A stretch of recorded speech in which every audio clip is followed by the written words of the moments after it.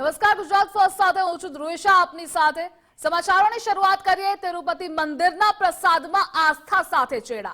પ્રસાદમાં mutton ટેલો, માછલીના તેલની ભેળસેળ, તો આ સાથે પામતેલ, પ્રાણીની ચરબીના ઉપયોગનો પણ ઘટસ્ફોટ થયો છે।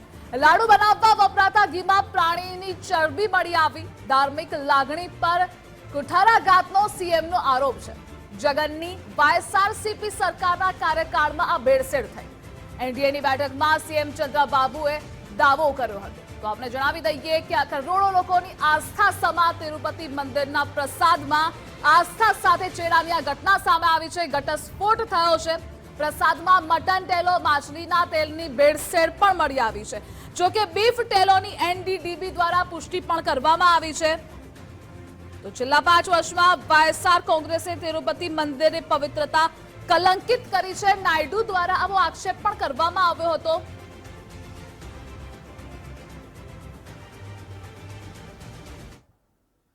આંધ્રપ્રદેશના સીએમ ચંદ્રબાબુ નાયડુએ અગાઉની વાયએસઆર કોંગ્રેસની આગેવાનીવાળી સરકાર પર આરોપ લગાવ્યો હતો કે તેમના કાર્યકાળમાં તિરુપતિના શ્રી વેંકટેશ્વર મંદિરમાંથી આપવામાં આવતા લાડુના પ્રસાદ બનાવવામાં હળદી સામગ્રી અને પ્રાણીઓની ચરબીનો ઉપયોગ થયો છે।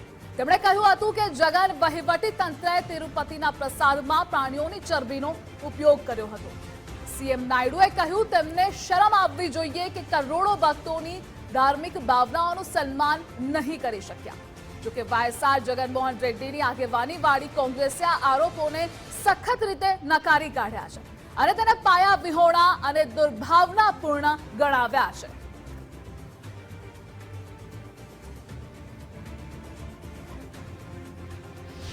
Yesterday, our Chief Minister Chandrababu Naidu has commented baseless allegations,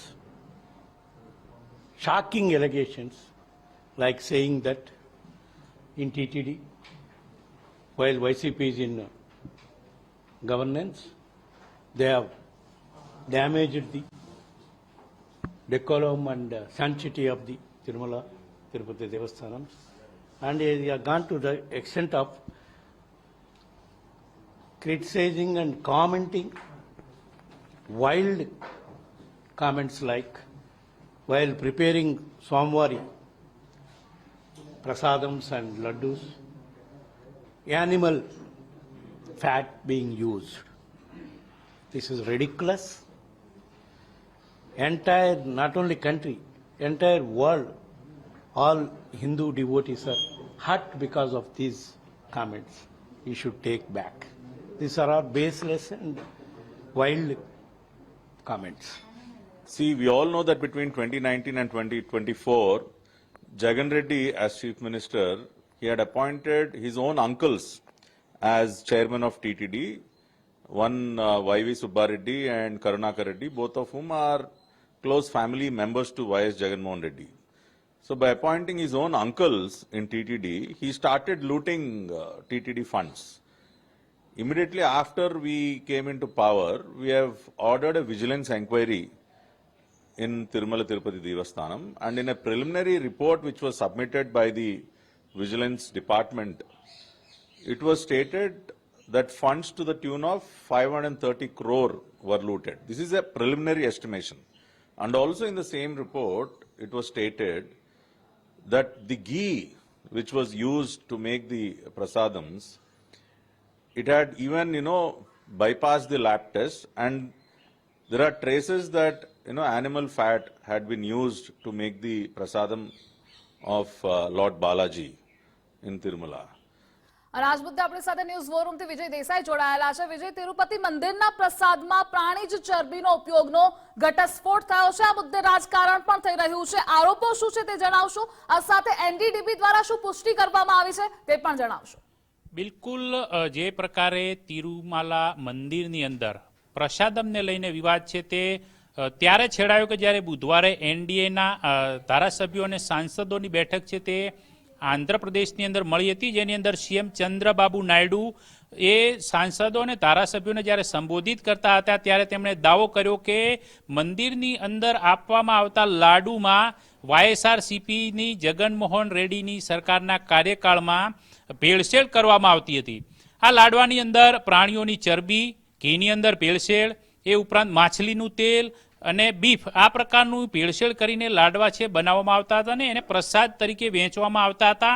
એટલે જગનમોહન રેડ્ડીની સરકારે, તંત્રએ હિન્દુ ધાર્મિક ભાવનાઓ પર કુઠરાઘાત કર્યો છે.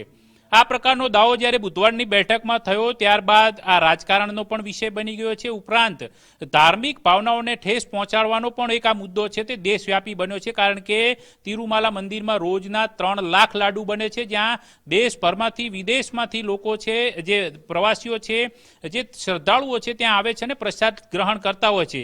તો આ પરિસ્થિતિની અંદર આ જે પ્રસાદની અંદર ભેળસેળનો મુદ્દો છે એનો એક કથિત લેબ રિપોર્ટ પણ છે તે આવ્યો છે કે જે ગુજરાતની લેબોરેટરીની અંદર ટેસ્ટિંગ થયાનો દાવો કરવામાં આવે છે. આ લેબ રિપોર્ટની અંદર ઘણું બધું સ્પષ્ટ કરાયું છે, જેની અંદર ખાસ કરીને જે ફોરેન ફેટ કરીને જે કેટેગરી છે તેમાં સ્પષ્ટ લખ્યું છે કે ફિશ ઓઇલ, એ ઉપરાંત પામ ઓઇલ પણ આમાં, સોયાબીન છે, સનફ્લાવર છે, આ બધાની સાથે સાથે ખાસ ઇમ્પોર્ટન્ટ એટલા માટે કે ફિશ ઓઇલનો આમાં વપરાશ થયો છે, ઉપરાંત પામ કર્નલ ફેટનો પણ વપરાશ થયો છે, ઉપરાંત બીફ ટેલો, એટલે કે આ જે ખાસ પ્રાણીઓની ચરબીની વાત કરવામાં આવી છે, બીફ ટેલો, એ ઉપરાંત લાર્ડ એટલે કે એની અંદર સુવરની ચરબીની વાત કરવામાં આવી છે.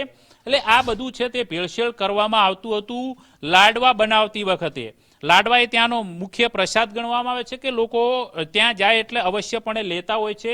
હવે આ મુદ્દે રાજકારણ પણ ગરમાયું છે, કારણ કે ખુદ સીએમએ આ પ્રકારનો આરોપ કર્યો હોય અને ત્યારબાદ YSRCPની જગનમોહન રેડ્ડીની પાર્ટી છે તેણે બચાવની મુદ્રામાં આવી છે. તેણે આરોપ લગાવ્યો છે કે આ માત્ર એક પોલિટિકલ માઇલેજ મેળવવાનું સીએમ ચંદ્રબાબુ નાયડુનું એક કાવતરું છે, આમાં વાસ્તવિકતાથી કંઈક અલગ છે ને તેમને આરોપને પાયા વિહોણા ગણાયા. પરંતુ સ્થિતિ હવે દિવસે ને દિવસે જેમ વધતી જઈ રહી છે, 2 દિવસની અંદર હવે YSRCPના જે જગનમોહન રેડ્ડી છે, જે પૂર્વ સીએમ છે, એમની બેન YS શર્મિલા છે, એ પણ ખુલ્લીને મેદાનમાં આવ્યા છે. તેમણે તો CBI તપાસની માગણી પણ કરી છે, કારણ કે તેમણે એવું પણ કહ્યું છે કે જગનના તંત્રએ હિન્દુઓની ધાર્મિક લાગણી દુભાવી છે. જો કે હવે આ મુદ્દે સંતોમાં પણ રોષ જોવા મળી રહ્યો છે, વિવિધ મંદિરોના સંતોની પ્રતિક્રિયાઓ પણ આવી રહી છે.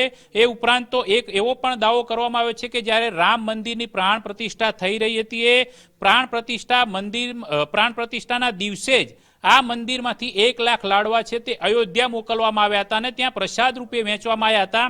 એટલે કે ત્યાં પણ આ પ્રકારે આ લાડવાઓમાં જો ભેળસેળ ખુલી છે તો તેના કારણે લાખો લોકોની ધાર્મિક ભાવના સાથે ચેડા કરવામાં આવ્યા છે. જો કે આ કથિત લેબ રિપોર્ટ પણ અત્યારે પબ્લિશ થયો છે, એટલે કે હવે આ મુદ્દે રાજકારણ થઈ રહ્યું છે. જગનમોહન રેડ્ડી અત્યારે બચાવ મુદ્રામાં છે, પરંતુ હજી સુધી TDP એટલે કે જે તિરુમાલા દેવસ્થાનમ મંદિરની જે ટ્રસ્ટ છે તેના દ્વારા હજુ સુધી કોઈ ટિપ્પણી કરવામાં આવી નથી. પરંતુ આરોપ એ પણ છે કે જે તે સમયે આ YSRCPના જે જગનમોહન રેડ્ડીના જે કાકા અને એમના એક કોઈ બીજા કુટુંબીજન છે, એમને જે તે સમયે આ મંદિરના ટ્રસ્ટની અંદર ચેરમેન બનાવી દેવામાં આવ્યા હતા. એ સમયે આ પ્રકારે 350 કરોડ રૂપિયાનું કૌભાંડ છે તે લાડવાની આ જે પ્રસાદ છે એની અંદર કરવામાં આવ્યું હોવાનો દાવો પણ છે તે TDP દ્વારા કરવામાં આવી રહ્યો છે. એટલે કે હવે તિરુમાલા મંદિરની અંદર આ પ્રસાદમનો જે વિવાદ છે તે વકરી રહ્યો છે, કારણ કે કરોડો લોકોની આસ્થાનો વિષય આની સાથે સંકળાયેલો છે. રોવિશા. જે વિજય જોડાવા બદલ આભાર આપનો.